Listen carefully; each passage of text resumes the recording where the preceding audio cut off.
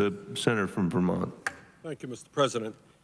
Mr. President, my sense of history is a little bit different than my good friend from Utah. I was under the recollection that George W. Bush was president for the last 8 years. My recollection was that the Republicans controlled the House and the Senate for 6 of those 8 years. My recollection is that during the last 8 years, 6 million Americans slipped out of the middle class and went into poverty.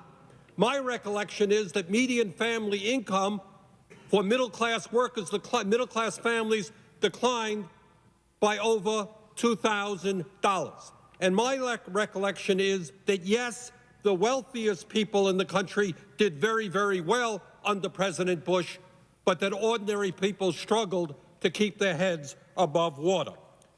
Mr. President, the bill that we are addressing this evening is not perfect. I would have written it different. I suspect everybody here would have written it different. But what it does do is that in the midst of the greatest economic crisis this country has faced since the Great Depression, what we do is begin to address the unmet needs of the American people, and we begin marching forward to create the millions of jobs that this country desperately needs. Most importantly, we begin the process of moving America in a very different direction so that, in fact, this country does not fall into a Great Depression from which it would take us years and years and tremendous human suffering to dig our way out of. Mr. President, what this legislation does is says that after years of neglect, let us create millions of good-paying jobs by rebuilding our crumbling infrastructure. In the state of Vermont, our bridges need work, our roads need work, our water systems need work. That's true all over this country.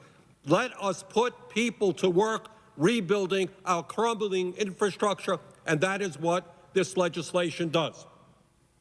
Mr. President, for decades now, people have been saying what a terrible shame it is, how silly it is, that we import every single year hundreds of billions of dollars of oil from foreign countries. How silly it is. Well, finally, we are beginning to address that absurdity.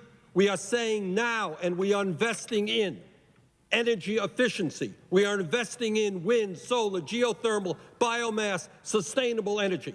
Let's end the talk of moving us in a new energy direction. Let's invest in those areas so that America, in fact, can become energy independent.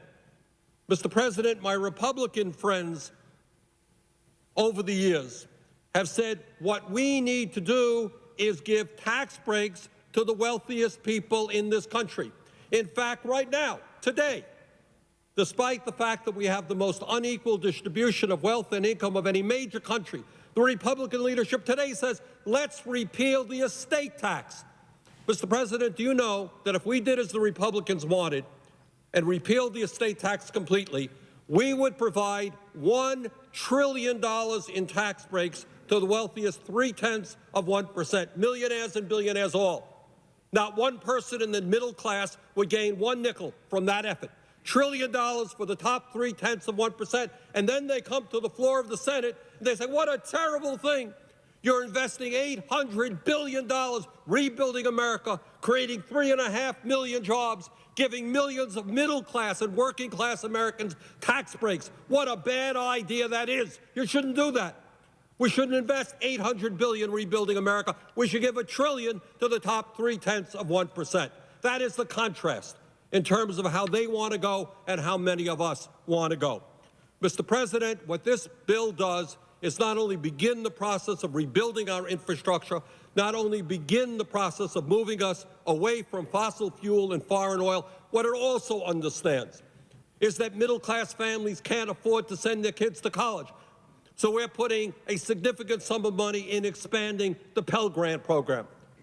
This bill understands that in these hard economic times, when millions of our fellow Americans have lost their jobs, hunger in America is a real problem.